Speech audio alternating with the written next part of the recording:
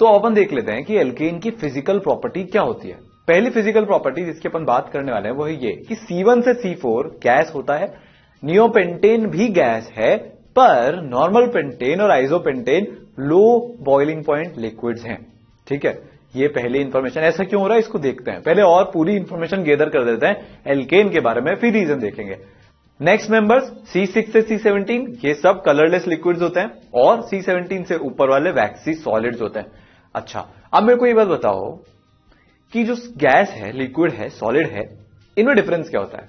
Gas के molecules के बीच में फोर्सेस वीक होते हैं, लिक्विड के मॉलिक्यूल्स के बीच में गैस से ज्यादा स्ट्रॉन्गर होते हैं और सॉलिड में तो सबसे स्ट्रॉन्ग फोर्सेस होते हैं। इसका मतलब जैसे जैसे मैं मॉलिक्यूलर वेट बढ़ाता जा रहा हूं, नंबर ऑफ कार्बन एटम्स बढ़ रहे हैं तो मॉलिक्यूलर वेट बढ़ रहा है ना भैया। जैसे जैसे मैं मॉलिक्यूलर वेट बढ़ाता जा रहा हूं, बॉइलिंग पॉइंट बढ़ता जा रहा है। ठीक है, इसका मतलब ये कैसे हो रहा है ये देखते हैं। अच्छा, इसका हमको थोड़ा थोड़ा सा तो आइडिया है। याद करो हमने वीक फोर्सेस पढ़े थे केमिकल बॉन्डिंग में, जहां पे हमने क्या देखा था कि नॉन पोलर मॉलिक्यूल्स में एल्केन क्या होता है, पोलर के नॉन पोलर, नॉन पोलर होता है। इनमें क्या लगते हैं, वॉन्डरवॉल फोर्सेस लगते हैं, इंटरमोलिकुलर फोर्सेस, लंडन फोर्सेस लग रहे थे इनमें। ठीक है, तो बॉइलिंग पॉइंट जो है वो मॉलिक्यूलर वेट के प्रोपोर्शनल होता है नॉर्मल एल्केन्स के लिए। अभी सिर्फ नॉर्मल एल्केन्स की बात करते हैं, फिर ब्रांच्ड में आएंगे। ठीक है, तो वॉन्डरवॉल फोर्स किसके, अट्रैक्शन किसके प्रोपोर्शनल होता है, मॉलिक्यूलर वेट के और सरफेस एरिया ऑफ मॉलिक्यूल के। जितना ज्यादा सरफेस एरिया होगा उतना ही ज्यादा उसमें क्या हो जाएगा, फोर्स ऑफ अट्रैक्शन बढ़ जाएगा। जितना ज्यादा सरफेस एरिया उतना ज्यादा फोर्स ऑफ अट्रैक्शन, जितना ज्यादा मॉलिक्यूलर वेट उतना ज्यादा फोर्स ऑफ अट्रैक्शन, ये हम देख चुके हैं। सो बॉइलिंग पॉइंट पेंटेन का हेक्सेन से कम, हेक्सेन का हेप्टेन से कम। ठीक है, सिंपल है। अब बात करते हैं, बॉइलिंग पॉइंट जो है वो प्रोपोर्शनल होता है किसके, साइड चेन जितनी ज्यादा उतना कम बॉइलिंग पॉइंट। क्यों?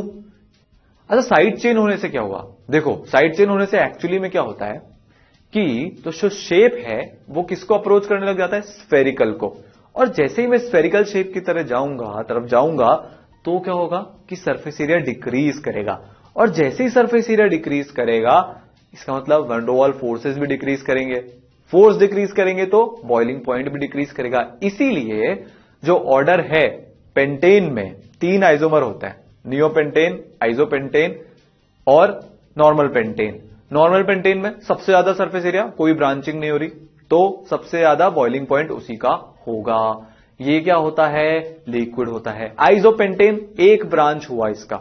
ठीक है, आइसोपेंटेन में कितनी ब्रांच हुई, एक ब्रांच, तो ये भी लिक्विड होता है पर इसका बॉइलिंग पॉइंट नॉर्मल पेंटेन से कम। फिर नियोपेंटेन आता है, 2 ब्रांच हो गई।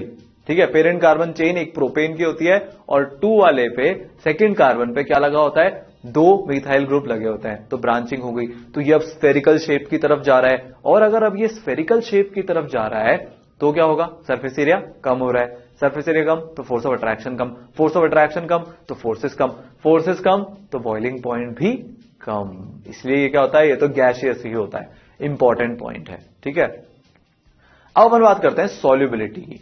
सॉल्युबिलिटी में क्या ट्रेंड होता है, सॉल्युबिलिटी में ट्रेंड होता है कि जैसे जैसे मैं मॉलिक्यूलर वेट बढ़ाऊंगा सॉल्युबिलिटी कम होती जाएगी। अच्छा, यहां पे एक इंपॉर्टेंट बात और, ये जो एल्केन है ये क्या होते हैं, पोलर की non polar, non polar. Rule क्या होता है सॉल्युबिलिटी का, लाइक डिसॉल्व्स लाइक। तो एल्केन किसमें सॉल्युबल होंगे, नॉन पोलर सॉल्वेंट में सॉल्युबल होंगे। और उसके अंदर भी जैसे जैसे मैं एल्केन का वेट बढ़ाता जा रहा हूं सॉल्युबिलिटी डिक्रीज होती जा रही है। वेट बढ़ाया सॉल्युबिलिटी डिक्रीज, वेट बढ़ाया सॉल्युबिलिटी डिक्रीज होती जा रही है। ठीक है भाई, बहुत बढ़िया। तो जो लिक्विड एल्केन्स हैं वो खुद भी नॉन पोलर सॉल्वेंट ही हैं अच्छे। क्यों, क्योंकि नॉन पोलर है ना वो। तो एल्केन जो है वो जनरली किस में सॉल्युबल होता है, नॉन पोलर सॉल्वेंट्स में। लाइक डिसॉल्व लाइक का रूल हम लगाएंगे, बेंजीन हो गया, CCl4 हो गया, ईथर हो गया, वगैरह वगैरह। तो ये तो बात हुई सॉल्युबिलिटी की। अब देखते हैं अपन मेल्टिंग पॉइंट। मेल्टिंग पॉइंट में क्या होता है कि जो मेल्टिंग पॉइंट है एल्केन का, उसमें कोई रेगुलर ऑर्डर आता ही नहीं है, कोई ट्रेंड आता ही नहीं है। Even number of carbon atom जो होता है उनमें क्या होता है कि जनरली मेल्टिंग पॉइंट ज्यादा रहने की टेंडेंसी रहती है। ठीक है, किसके कंपैरिजन में, जो ऑड नंबर ऑफ कार्बन है, ऑड नंबर ऑफ कार्बन वाला एल्केन है।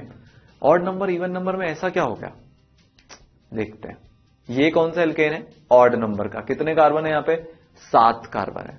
तो इसका जो मेल्टिंग पॉइंट है ऑड नंबर ऑफ कार्बन, इसका मेल्टिंग पॉइंट की टेंडेंसी क्या होती है कि इसके जस्ट पास वाला जो इवन नंबर का कार्बन है, इससे जस्ट पास वाला इवन नंबर ऑफ कार्बन का एल्केन है, उससे इसका मेल्टिंग पॉइंट कम होने लग जाता है। ऐसी टेंडेंसी ये शो करते हैं। देखो, मेल्टिंग पॉइंट किससे डिसाइड होता है? मेल्टिंग पॉइंट में एक बहुत इंपॉर्टेंट फैक्टर होता है पैकिंग का, कि मॉलिक्यूल्स आपस में कितने ढंग से पैक्ड हैं। अगर मॉलिक्यूल आपस में ढंग से पैक्ड नहीं है तो मेल्टिंग पॉइंट कम होगा, और अगर पैकिंग अच्छी है तो मेल्टिंग पॉइंट बढ़ेगा। तो odd number of carbon atom की सिचुएशन देखते हैं अपन। ऑड नंबर ऑफ कार्बन वाले एल्केन में अगर मैं 2 एल्केन को आसपास जमाऊंगा तो यहां पे आप देखो 2 कार्बन के बीच का डिस्टेंस तो बहुत कम है, और ये जो 2 कार्बन है इनके बीच का डिस्टेंस बहुत ज्यादा है। इसका मतलब इफेक्टिव पैकिंग नहीं हुई। समझ नहीं आया? इवन नंबर ऑफ कार्बन दिखाता हूं, उसमें आपको समझ आएगा कि इफेक्टिव पैकिंग होती क्या है। ये कार्बन की चेन और ये दूसरा एल्केन, 2 एल्केन हो गए ये, इसमें इवन नंबर ऑफ कार्बन है, दोनों हेक्सेन है, नॉर्मल हेक्सेन।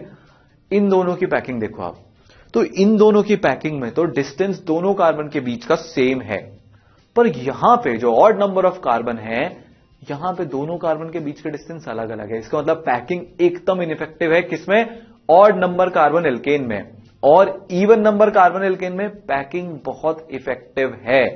ठीक है, तो क्योंकि पैकिंग का डिफरेंस आ रहा है, इफेक्टिव पैकिंग हो रही है even number of carbon alkane में, इसलिए उसका मेल्टिंग पॉइंट की टेंडेंसी क्या होती है कि वो odd number of carbon alkane से ज्यादा हो जाता है।